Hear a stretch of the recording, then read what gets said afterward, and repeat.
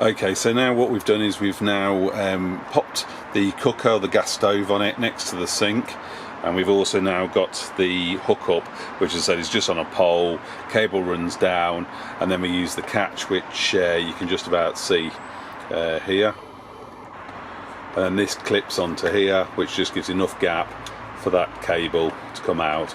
If that's a problem for you and you don't want the gap, then obviously you could use some insulation or something like that. I've got a fold down ice cooler box, which is made called a Titan, and that came from Costco, and that's will sit there and the door will obviously close.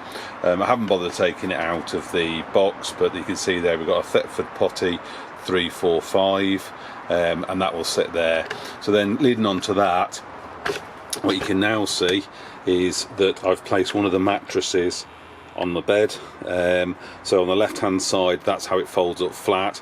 Now it doesn't look particularly thick, and you would have thought, to be honest with you, it's not going to be very comfortable, but we did actually find, to be fair, that it was absolutely fine, and mighty comfortable.